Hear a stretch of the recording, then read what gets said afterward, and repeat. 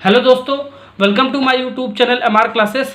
पिछले लेक्चर में मैंने आपको प्रश्नावली 3.2 का सारे क्वेश्चन करा दिया था। तो इस लेक्चर में मैं आपको प्रश्नावली 3.3 स्टार्ट करूंगा प्रश्न नंबर 1 से।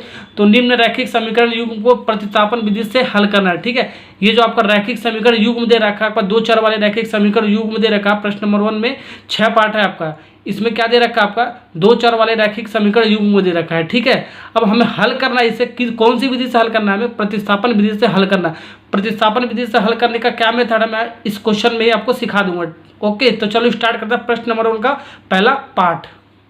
प्रश्न नंबर 1 का फर्स्ट पार्ट आपका क्या है, ये समीकरण नंबर 1 है आपको, इसकी समीकरण नंबर हमने 2 मान लिया। ये आपका क्वेश्चन में गिवन है। ठीक है, अब हमें क्या करना है, एक्स एंड वाई का हमें वैल्यू फाइंड आउट करना है। कौन सा मेथड से करना है, आपको प्रतिस्थापन विधि से फाइंड आउट करना है। ठीक है, प्रतिस्थापन विधि क्या होता है, मैं पहला पार्ट मैं आपको बता दे रहा हूँ। ठीक है, इसी प्रोसेस से आपको सारे क्वेश्चन को सॉल्व करना है।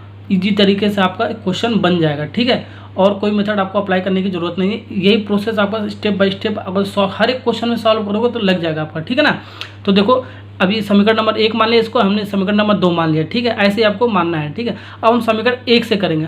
हर एक क्वेश्चन में हम समीकरण 1 से ही सॉल्व करेंगे। ठीक है, एक्स के लिए। ठीक है, तो समीकरण 1 से एक्स के लिए जब सॉल्व करें तो एक्स बराबर क्या आ जाएगा, ये 14, ये आपका प्लस वाई है तो इधर आएगा तो माइनस वाई हो जाता है। ठीक है ना, ये मैंने आपको बताया। अब एक्स बराबर जो आपका ये मान निकला है 14 माइनस वाई जो मिला है आपका, इसको हम समीकरण नंबर 1 में नहीं रखेंगे। ठीक है, ये चीज़ आपको ध्यान रखना है, समीकरण नंबर हमें 1 में नहीं रखेंगे। 1 में रखोगे तो आपका कट जाएगा। ठीक है, हम समीकरण नंबर 1 में ना रखें, हम समीकरण नंबर 2 में रखेंगे। हर एक क्वेश्चन में आपको ऐसा ही करना है। जो भी एक्स का मान हम समीकरण 1 से निकालेंगे वो समीकरण नंबर 2 में हम पुट कर देंगे। ठीक है, वहाँ से आपको जो भी वैल्यू मिलेगा एक्स एंड वाई का, वहाँ के लिए हम सॉल्व कर लेंगे। तो एक्स बराबर 14 माइनस वाई समीकरण 1 में पुट करने पर हमारा क्या मिल रहा है, तो देखो एक्स के स्थान पर 14 माइनस वाई रख दिया, और ये माइनस वाई है तो माइनस वाई हमने ऐसे ही उससे उतार लिया। ये 4 है तो 4 हमने उतार लिया। अब इसको सॉल्व करो, देखो ये 14, ये माइनस वाई और माइनस वाई क्या है आपका -2y आपका हो जाएगा बराबर 4। इसको सॉल्व करो, -2y बराबर 4 माइनस 14, 4 में से -14 जाएगा तो -10 बचेगा आपका। माइनस से आपका कट जाएगा। ये y बराबर आपका क्या बच जाएगा 10 डिवाइड बाई 2, ये 2 आपका डिवाइड में हो जाएगा। ठीक है ना, अब देखो यहाँ से क्या आ गया आपका y की वैल्यू क्या आ गया, y बराबर 2 5 10, 5 आ गया आपका। ठीक है, अब y का जो y बराबर जो 5 है, इसका जो मान आया है, इसको या तो हम इक्वेशन नंबर 1 में पुट कर सकते हैं या तो इक्वेशन नंबर 2 में पुट करोगे। ठीक है, तो वैल्यू आपका सेम आएगा। तो y बराबर अगर जो हम इक्वेशन नंबर 1 में पुट करेंगे, ठीक है, या इक्वेशन नंबर 2 में पुट करेंगे तो x का वैल्यू हमारा सेम आएगा। तो देखो समीकरण 1 से, ठीक है, y का मान समीकरण 1 में पुट करोगे समीकरण 2 में।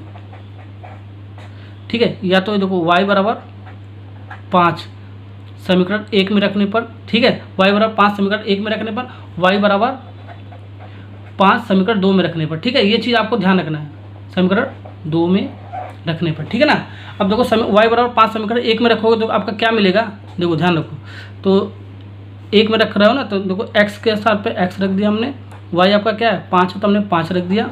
ठीक है, तो क्या आ गया आपका, ये 14 आपका है, 14 हमने ले लिया। ठीक है, तो x बराबर क्या आ गया आपका 14 माइनस 5 बराबर क्या आ गया 9। ठीक है, y का मान हमने समीकरण नंबर 1 में जब हमने रखा है, ठीक है, तो x का मान कितना आ गया 9 आ गया। अब हम y का मान अगर जो 5 समीकरण 2 में भी रखोगे तो भी x का मान हमारा 9 आएगा। ठीक है, अब एग्जाम में आपको क्या करना है, इतना प्रोसेस करने के बाद आपको क्या करना है, जो आपका y का वैल्यू मिलेगा या तो आप समीकरण नंबर 1 में रख देना या तो आप समीकरण नंबर 2 में रख देना, जो भी आपका इजी लगे समीकरण। ठीक है, अगर ये फ्रैक्शन वाला पार्ट होता है, ठीक है, तो हम समीकरण नंबर 1 में रख लेते हैं। ठीक है, जो भी आपको इजी पड़े उस समीकरण में हम रख के x का वैल्यू निकाल सकते हैं। ठीक है, आप समीकरण नंबर 2 से भी निकालोगे तो आपका इतना ही आएगा, आपका उतना ही सेम वैल्यू आएगा। ठीक है ना, तो कोई सा भी मेथड आप लगा लेना, या तो समीकरण नंबर 1 या तो समीकरण नंबर 2। ठीक है ना, दोनों मत लगाना। ठीक है, एक ही लगाना है आपको। ठीक है ना, अब देखो यहाँ पर y बराबर 5 रखने पर समीकरण नंबर 2 में देखो क्या मिल रहा है, x माइनस 5 बराबर 4, तो x बराबर ये 4, ये -5 तो इधर आएगा तो +5 हो जाएगा, ये आ गया 9, यानी ये भी x बराबर क्या आ गया आपका 9, दोनों से x बराबर 9 आ गया आपका। ठीक है, यानी कि समीकरण 1 में रखो या समीकरण 2 में रखो, बात है कि तो यहाँ से आपका आंसर क्या होगा प्रतिस्थापन विधि से, x बराबर 9 और y बराबर 5, ये आपका आंसर हो गया। ठीक है, तो फर्स्ट पार्ट आपका कंप्लीट हो गया, सेकंड पार्ट इसका चलते हैं। अब हम इसका सेकंड पार्ट करते हैं, सेम मेथड से करेंगे हम।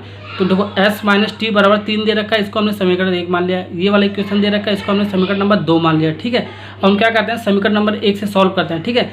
ये आपका s और t के फॉर्म में दिया, उसको पहले वाले में क्या दिया, x एंड y के फॉर्म में दिया। तो x के लिए हम सॉल्व करते हैं, x के स्थान पर क्या s है, ठीक है, y के स्थान पर t है, ठीक है। तो x के लिए हम सॉल्व करेंगे, यानी कि s के लिए हम यहाँ पर सॉल्व करेंगे, ठीक है। तो s बराबर क्या हो जाएगा आपका, ये आपका 3 प्लस, प्रोसेस आपका यही है, ठीक है।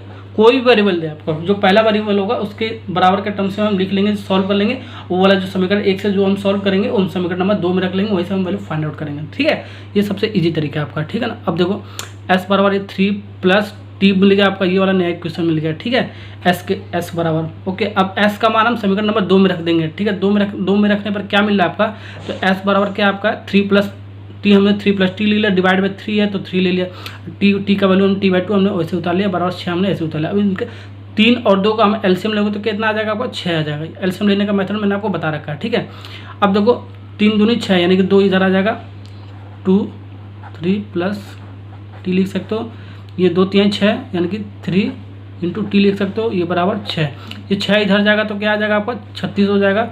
इसको सॉल्व करोगे, 3 दूनी 6 प्लस 2 इंटू टी, यानी कि 2t हो गया, ये प्लस 3t हो गया, ये बराबर ये कितना है 6 6 36, 6 गुणे 6 यानी कि 6 6 के 36 हो गया आपका। अब इसको सॉल्व करो, देखो कितना आ रहा है आपका, ठीक है।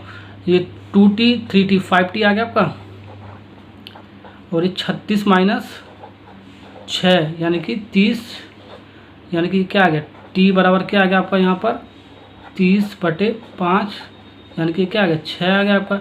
टी की वैल्यू यहाँ पर मिल गया आपका 6। अब टी का वैल्यू या तो समीकरण नंबर 1 में रख दो, या तो समीकरण नंबर 2 में रख दो, ठीक है, वहीं से आपका वैल्यू मिल जाएगा। तो यहाँ पर हम कर देते हैं, तो समीकरण टी का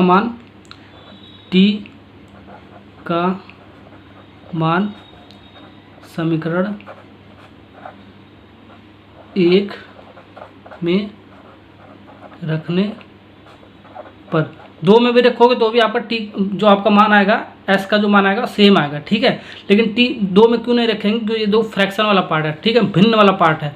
तो भिन्न वाले में थोड़ा सा सॉल्व करने में थोड़ा सा डिफिकल्ट होता है, ठीक है। इसलिए हम ये वाला जो टर्म्स है, ठीक है, इसमें रख लेंगे, ठीक है, इसमें थोड़ा ईजी हो जाएगा। तो एस का मान, टी का मान हम जब रखेंगे 6, तो देखो एस माइनस टी है आपका, तो टी आपका कितना है 6 है, तो हमने 6 लिख लिया, ठीक है, ये बराबर 3।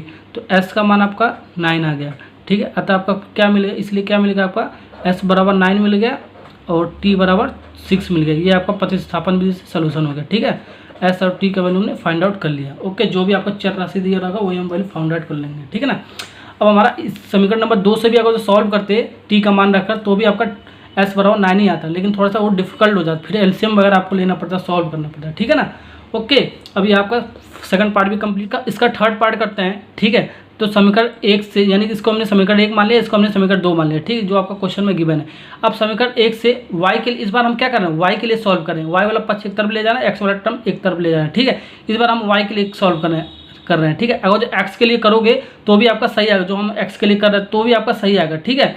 इस बार y के लिए क्यों कर रहा हूँ मैं, क्योंकि ये आपका भिन्न वाला पार्ट आ जाएगा। देखो x के लिए जब करोगे, ठीक है, तो ये आपका डिवाइड बाई 3 आ जाएगा लास्ट में, तो ये क्या आ जाएगा, x के लिए जब हम सॉल्व करोगे तो देखो क्या आ जाएगा, ये आपका 3x बराबर 3 प्लस ये y आ जाएगा, फिर x बराबर 3 प्लस y डिवाइड बाई 3। ये आपको भिन्न के पार्ट में आना है, तो भिन्न से आपको बचना है, ठीक है, इसलिए हमने y के टर्म्स में इसको ले लिया है, ठीक है। तो ये आपका भिन्न के फॉर्म में नहीं आ रहा है, इसलिए क्वेश्चन थोड़ा ईजी हो जाएगा। इसको भी इससे भी आपको अगर जो सॉल्व करो तो भी आपका आंसर उतना ही आएगा, ठीक है। x बराबर इसमें टर्म ले ले, तो हम समीकरण नंबर 2 में x का मान रख लेंगे, उसको सॉल्व करोगे, जो x और y का वैल्यू आ जाएगा वो हम समीकरण नंबर 1 और 2 में पुट करके निकाल लेते हैं, जो भी आपका वैल्यू होता है। ये मैंने आपको मेथड बताया अभी, ठीक है। लेकिन भिन्न वाला पार्ट थोड़ा सा टफ हो जाता है, ठीक है, इसलिए हम भिन्न से बचने की कोशिश करेंगे, ठीक है। ये चीज़ आपको आना चाहिए, ठीक है, ये चीज़ करने आना चाहिए, क्वेश्चन को देखकर समझ में आ जाना चाहिए, ठीक है ना। अब तो इसलिए हमने इसको y के टर्म्स में ले लिया। y के टर्म्स में जब लोगे तो देखो ये माइनस वाई हो गया बराबर 3 माइनस 3x, ये 3 है, ये प्लस 3x है तो इधर चला जाएगा, ये माइनस से मल्टीप्लाई करोगे दोनों पक्ष में तो y हो जाएगा, ये 3x हो जाएगा, ये माइनस ये प्लस है तो ये -3 हो जाएगा। ठीक है, ये -3x था इसलिए +3x होगा। ठीक है, ये वाला नया इक्वेशन हो गया, ये भिन्न के फॉर्म में आपका नहीं मिला, इससे थोड़ा सा क्वेश्चन आपका ईजी बन जाता है। ठीक है, ये चीज़ आपको सोच में आना चाहिए। ठीक है, ये सब सोचने आपको आना चाहिए। ठीक है ना। अब y का मान जो आप ये आपने निकाला समीकरण नंबर 1 से, y का मान क्या करेंगे हम समीकरण नंबर 2 में पुट कर लेंगे। तो पुट करो, देखो क्या मिल रहा है आपका। ठीक है, तो ये 9x तो हमने ऐसे उतार लिया, ये 3 हमने वैसे उतार लिया, ये y के स्थान पे क्या 3x - 3 तो इसको मैंने ले लिया बराबर 9 ले लिया। ठीक है, अब इसको सॉल्व करोगे तो देखो 9x, ये -3 3 का 9, 9x माइनस साइन के साथ माइनस माइनस का हो जाएगा प्लस हो जाएगा, ये बराबर 9। ठीक है, अब 9x आपका प्लस माइनस से कट जाएगा। ठीक है, इधर हम इसको ले गए 9 - 9 लिख सकते हैं। ठीक है, ये आपका क्या बच रहा है 0 बच रहा है। ठीक है, अब 9 अब ये इधर भी लाओगे तो आप 9 बराबर 9 या तो 0 बराबर 0 भी लिख सकते हो। यहाँ से आप क्या कर सकते हो 0 बराबर 0 भी लिख सकते हो, लेकिन मैंने 9 को -9 है इधर लाया हूँ। ठीक है, 9 बराबर 9 लिख सकते हो। ठीक है, अब इस सिचुएशन में अगर जो कोई केस आ जाए, ये जो आपका 0 बराबर 0 आ जाए, 9 बराबर 9 आ जाए, 3 बराबर 3 बराबर 1 बराबर 1 आ जाए, इस केस में कोई भी कंडीशन आ जाए तो हम क्या करेंगे, जो ये आपका क्या होगा x एंड y का जो मान होगा आपका वो हमें प्राप्त नहीं होगा। ऐसे हमको लिखना पड़ेगा, अतः x एंड y का हमें कोई भी मान प्राप्त नहीं होगा। अतः ये वाला केस कौन सा बन गया आपका, जो वो वाला केस बनता था ना आपका, जो समांतर है, जो हम ग्राफ से निकालते थे x एंड y का जो आपका कोऑर्डिनेट होता है वो क्या समांतर में होगा, यानी कि कोई हल ही नहीं होगा इसका, वो वाला आपका केस बन रहा है जो मैंने ग्राफ विधि से बता रखा था। ठीक है, अब थर्ड वाला भी पार्ट कंप्लीट हो गया। अब नेक्स्ट पार्ट आपको नेक्स्ट लेक्चर में फोर्थ वाला पार्ट कराऊंगा इसका।